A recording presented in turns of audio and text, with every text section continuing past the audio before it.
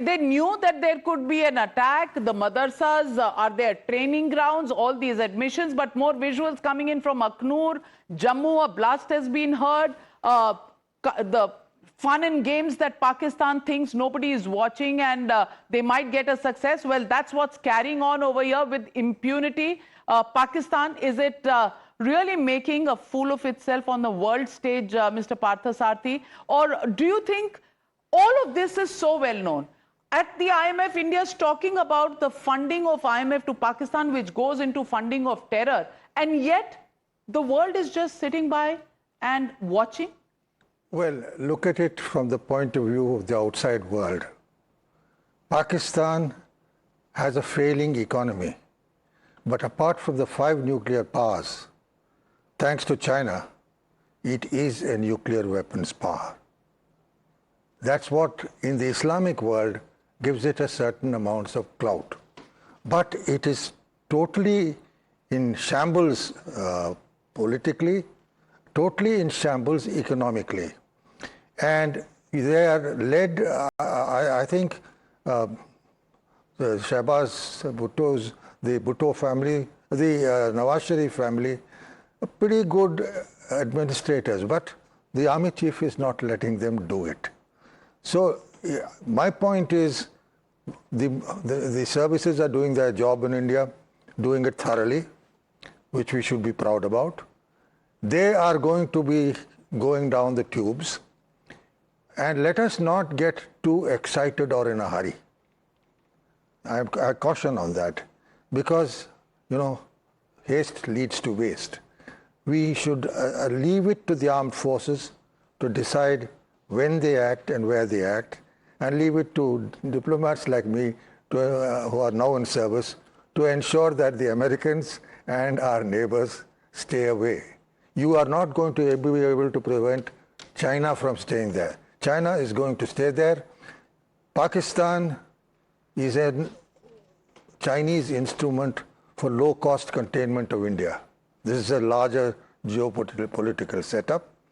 And we what we have said in Pakistan is, you know, is nothing new. I've lived there for 5.5 years.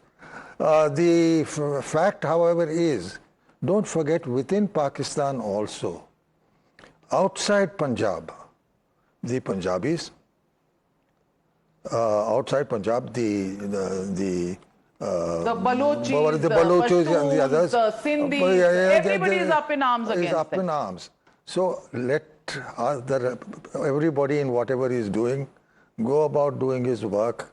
Let's not get too excited about this, because let's not forget that it is also a power capable of causing harm if it goes crazy, which it may not. That's almost as saying that it's not crazy right now. R.K.S. Bhadoria, how do you look at Pakistan? And how do you compare the action yesterday versus the action today? Yesterday, 400 drones. Today, we're hearing news, not as many so far. How do you think this is going to pan out? No, I would say they are climbing the ladder of irrational behavior towards craziness further up. But since you mentioned drones, I think we should keep in mind that this is just a build-up, stepwise build-up, and certainly he would have some plan of a larger attack meshed in between, which I just mentioned. And that's what we really need to be working towards. And I'm sure our services are well aware, and they are taking precautions, because wherever they have attacked the AD setup, it is in relation to the situation, although limited, but very, very accurate. So you don't believe they are de-escalating right now? No, not at all. These are just steps towards their larger game plan of at least putting one large attack. They would want to inflict a successful damage on some of the targets that they choose, and that will be their, I think, biggest mistake. Because if that happens, firstly, our defenses are all prepared. I'm sure most of that such attempt would be foiled. But wherever they succeed, the response would be very, very firm from our side. So I think he's you're saying there is no de-escalation. Anand Ranganathan, there are cries already coming from different parts of India for a de-escalation. Militarily, the assessment is they're not de-escalating at all. They're planning for a big hit. So why are we hearing these sounds of de-escalation and all those bleeding hearts that are coming out right now? Thank you, Navika, for having this discussion.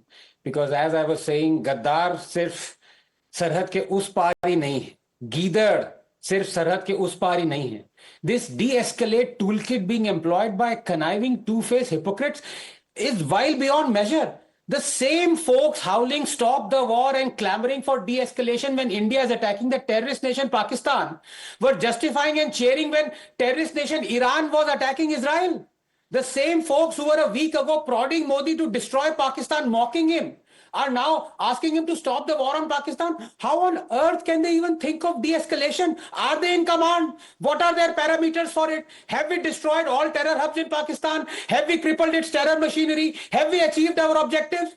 How do these people live with so much hate and poison against India?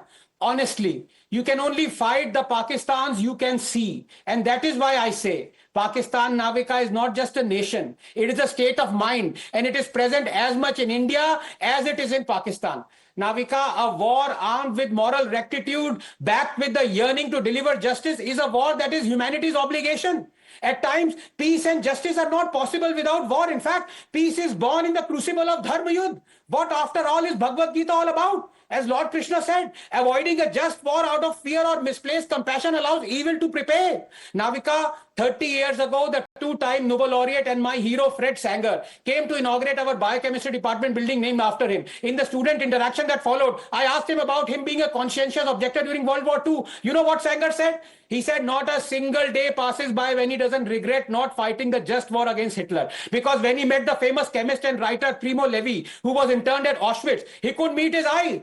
Navika, tell me, what did the Auschwitz survivor say to those howling, stop the war? What did the Korean comfort woman mumble to those crying ceasefire? What did the Pahalgam widow tell those shrieking de-escalate?